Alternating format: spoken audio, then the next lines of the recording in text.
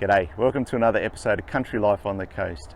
My name is Sean, and on today's episode we're going to try out my new 35 litre wet and dry vacuum cleaner.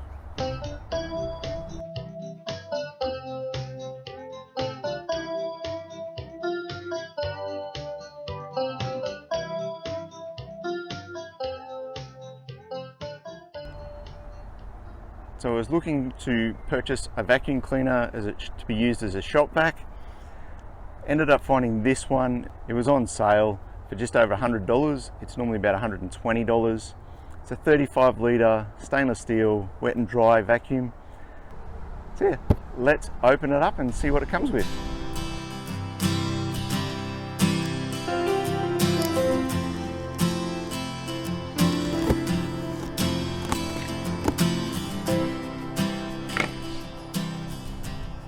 So it comes obviously with a hose, some feet that we need to attach. This foam is the filter that you use if you're going to vacuum up wet materials. One of the ends for it, one of the little attachments, a handle, and a couple of extension for the handle side of things. Alright, so let's get organised and we'll put the wheels and put this together.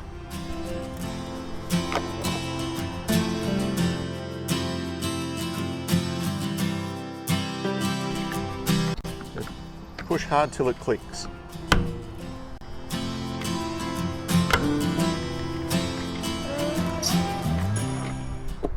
Well, that's basically it put together. Really easy, not much to it. A couple of screws for the handle on top. The hose just pushes in. Again, the extension handle on that and the attachments, simple vacuum cleaner, nothing special. To remove the top, we just release and that just comes up. So it comes with a HEPA filter already attached. This is obviously removable and you can clean it out and replace them as well. So I didn't get a price when I bought this as to how much these are to replace, but to make this last longer, if you want to, you can fit a bag inside and that will reduce how much work this needs to do. So for what I'm going to do with some woodworking very soon and try this out, I'm not going to use a bag initially and just see how it goes. And if this starts to clog really quickly, then we'll go and we'll use the bags, but we'll give it a go, try it out. So one of the other features it has is you can plug in your tool that you're using straight into here and turn it on to number 2. And when you turn the tool on, this will then turn on. So you don't have to turn this on and then your tool on separately. You can just leave this on number 2 and then you turn whichever tool you're using on and off, and this will just turn on and then turn off once you've turned the tool off, which is a good thing. But you need to remember this is rated for 1200 watts. So depending on which tool you use, you might not be able to plug it in, because if we overload this, then we're obviously going to shorten the life of this. So the first tool I'm actually going to use is, I'm going to try this out with my new thicknesser. My thicknesser is actually a 1500 watt motor on it, so I'm not going to plug it into this. I'll just run a couple of leads into the shed and just have this running separately. In saying that, I need to check what size this connection is to it. I need to adapt this to make it fit, but I'll grab the thicknesser out, we'll connect all this up and then test this out. So we're all set up. The only problem I have is this fitting on my thicknesser is about 50 millimeters and the inside is about 40, whereas this is 32 mil. So I'm going to have to get an adapter for it to work perfectly. But what I'm going to do is it sits in there okay at the moment. So I'm going to try it and see how we go. So I've got my vacuum down here. See how this works.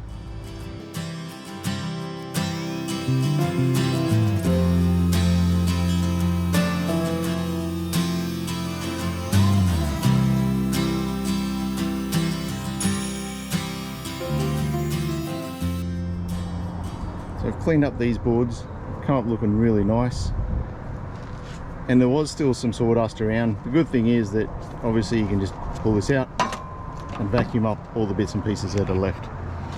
So let's just have a look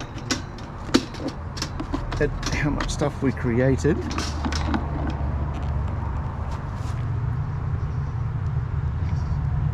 Yeah, okay.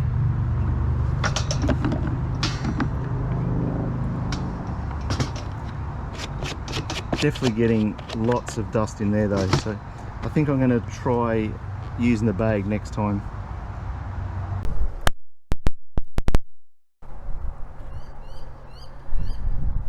So that's our first use of it. A few things to note. The hose, that is about 1.5 or 1.8 meters long, so not overly long, just you need to be aware of that. For me, I don't see that being a problem because when I use it, I'll just have it down the front of my workbench, so that will be fine. But it could be a problem for some people. The power cord, that's only about 2 meters long as well, so not really long. Again, I run extension lead out here all the time, so that's not a problem, but it could be an issue for some people. If you vacuum up wet liquids, there's a drain port or a drain point at the front here to drain out the wet stuff, so that's cool. And also if you need to turn it into a blower for some reason, you can disconnect the hose at the front and plug it into the back, and then it will just blow air in instead. So it's a good feature if you need that. The other thing we didn't talk about is that it carries everything. You know, there's a place for everything to sit on it, which I do like that. The only thing I can't find a place for on it is the wet foam filter, which I figure if you're going to carry it everywhere, being able to have that somewhere handy would be good. But at the moment I've got to store it in the shed, so yeah, they thought of most things I think, but I think it'd be good to have that on there as well. These are the bags. Like I said earlier, I was able to buy this pack of 4 for about $13, and they're for 35 litres, so they hold quite a lot as well. So I'm going to clean this out now, and then we'll install the bag ready for the next job.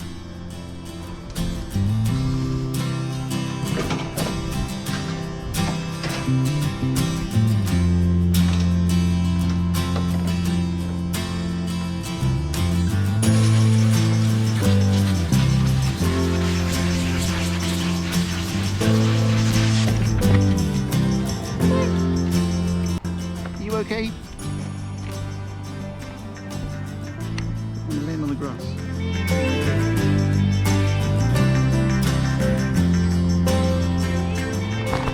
Alright, so we have a nice big bag.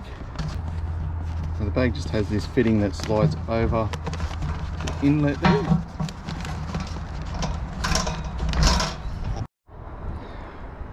Alright, after a bit of mucking around, so that's the bag installed, and the way this fitting sits on here, there's a bit of a lip that this piece of cardboard needs to get over. So what I found, and for me it didn't go in very easily at all, so what I found is I had to put a couple of fingers in here to push it in over the lip and then just work the top over, because if it's not seated on there properly and it's vacuuming, sucking stuff in, it's going to fall out of the bag and then just go in, and then what's the point of putting the bag in? So way too fiddly. It should be a better fit than that. Really had to work hard to get that to fit in on, but this was definitely the bags that they said fit this vacuum cleaner. So anyway, we've got it on there now. Like I said, disappointed with how much effort that was, but we'll get the other attachment for the hose that fit on here, and then we'll give this another go. Well, it's a couple of days later now, and I went to the plumbing store thinking I'd be able to buy a piece of rubber hose or fitting reducer that would go from here to the size of the vacuum, and I couldn't find anything that worked. So what we've done is I've bought a 50mm end cap, and I end up having to put a bit of electrical tape to make this size slightly bigger, so that's a nice really tight fit now, which is good. And then I just drilled a hole in the end and then just had to sand it out a little bit so that this now fits in nice and tight. So we've got some more timber that we want to plane down, so we'll set this up, turn the vacuum cleaner on and see how this fitting works.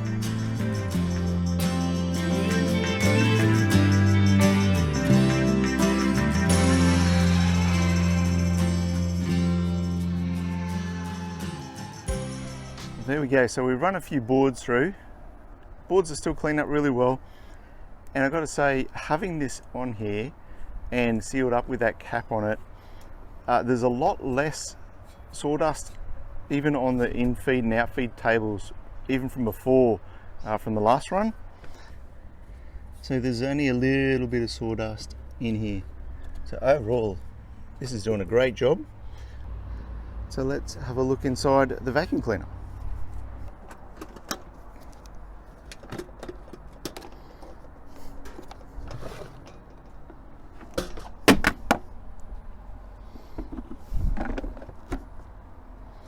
So that filter certainly a lot less clogged than it was the other day, which is a really good sign.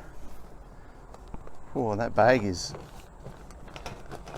getting a lot of stuff in it, so that's good. And so the bag's definitely working, it's holding it in there. If we look down in there, you can still see the base of it is still nice and clean, so that's great. Well, there we go. So that's my first use of using this shop vac. Overall, pretty happy with it. Certainly running a bag in it, I think that's definitely the thing I'm going to be doing. I'm certainly going to keep using it for the time being while I'm making other projects, and especially while using this thicknesser. The amount of dust and everything that this now stops is really good, so very happy with it. If you do buy one of these and you don't use the bags, just be careful when you're emptying this bucket out and emptying it into the bin. If you notice the other day when I was emptying it, these fall off really easily.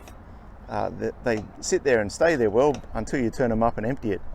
So I actually dropped one in the bin, and thankfully I noticed it, otherwise it would have been lost. Well, that's my first use of it. Overall, I'm quite happy with it. For the price, it's hard to beat.